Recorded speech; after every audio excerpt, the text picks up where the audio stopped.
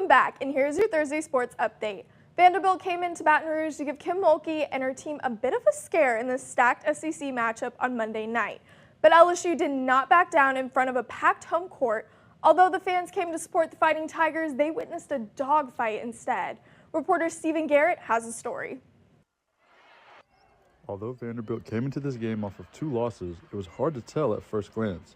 They were competing with LSU from the jump, keeping within 6 points of the Tigers down the stretch. The Commodores' defense seemed to knock LSU out of rhythm quite a bit as they had 12 turnovers in the first half and a tied score of 37 going into the half. Coach Kim Mulkey gave her thoughts on the team's sloppiness to open up the game. Terrible. Just, it wasn't anything, honestly, I give praise to the opponents. It wasn't anything they did outstanding to create those turnovers. We just got sloppy. Turnovers in any sport will cost you. It will.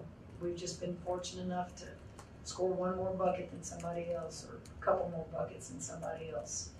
The Fighting Tigers came out in the second half with more life, bringing the fans in the PMAC to their feet. Although they couldn't pull away from the Commodores until the final 2 minutes of the game, players like Flau'jae Johnson and Michaela Williams kept them in it. But in the end, it was Anissa Morrow who racked up 23 points and 15 rebounds that sealed the win for the Tigers.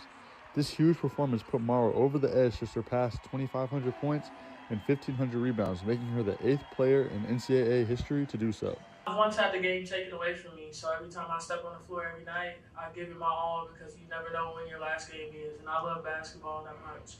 So I have to come out and give everything that I got, whether it's practice or an actual game. The Tigers have extended their win streak to 19-0, keeping them the only undefeated team in the SEC. LSU will head to Gainesville to take on the Florida Gators on Sunday, January 19th, hoping to extend their win streak to 20-0. Then prepare to face an old rival in Dawn Staley and her Fighting Gamecocks in Columbia on Thursday, January 23rd. With 2 back-to-back on-the-road games coming up and an intense SEC lineup, the Lady Tigers are going to have to work harder if they want to keep up their win streak. Staying in the PMAC, the LSU Gymnastics team is currently 3-1 and looking to up their count as they prepare to take on the Florida Gators on Friday at 6:30 p.m. Although the Purple and Gold are on a win streak and currently ranked number 2 in the NCAA, there is still some work to be done, with landings being their biggest challenge so far.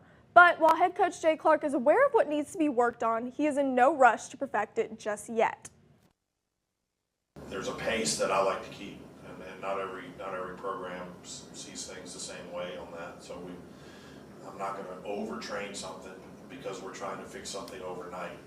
It's a marathon, and so we're going to treat it like that. We're going to stay on our pace from a training perspective to the best of our ability, and not try to be perfect too soon. We want to be continually making improvement, stepping forward, methodically moving forward.